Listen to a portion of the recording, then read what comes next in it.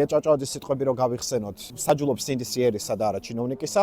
ჩვენ ვნახეთ ჩინოვნიკების სასამართლო რა სტანდარტი მოგვიტანა. 14 წელს ასაკიდან სულ მაინტერესებდა პოლიტიკა.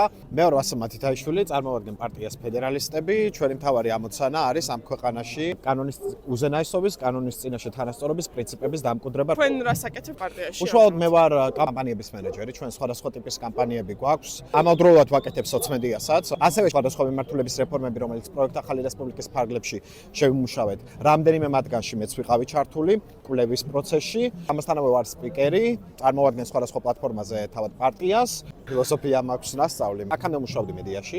საკუთარი თავი ყოველთვის წარმომადგენა ან აკადემიაში, ან პოლიტიკაში. თავდაპირველად დავიწყე მუშაობა მედიაში, მუშაობდი პუბლიკაში, შემდგომ მუშაობდი ფორმულაში და შემდგომ უკვე მივიღე გადაწყვეტილება, რომ შევსულიყავი მაშინ ჯერ კიდევ ევროპულ საქართველოში. პოლიტიკური კულტურა ამ ქვეყანაში ვერ პასუხობს ვერანაირად ამ ქვეყნის გამოწვევებს. პოპულარული შთაბეჭდილებაა, რომ ზოგადად ახალგაზრდები უნდა მოვიდნენ პოლიტიკურ ცხოვრებაში.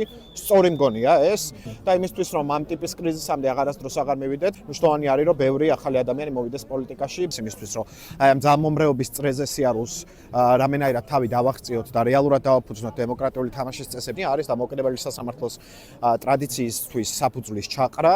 ამისთვის პირველი და ყველაზე გადამწყვეტი რაც მგონია არის ნაფიც მსაჯულთა სასამართლოს გაფართოება. ეს სასამართლო ხელისუფლების მთავარი პრობლემა არის პოლიტიკური კორუფცია, ხო? ჩვენ აღარ აღებმიცემობა, როგორცაც შევხვდებოდით 90-იან წლებში, მაგრამ ამის მიუხედავად მაინც ვერ ვიღებთ ობიექტურ მართლმსაჯულებას იმის გამო, რომ პოლიტიკური გავლენა, ცენტრალური ხელისუფლების გავლენა სასამართლოზე არის ყოვლის მომცველი. ილია ჭავჭავაძის სიტყვები რო გავიხსენოთ, ნაფიც მსაჯულთა სასამართლო იმით ჯობია ნებისმიერ სხვაგვარ სასამართლოს, რომ საჯულობს სინდისიერისა და არა ჩინოვნიკისა.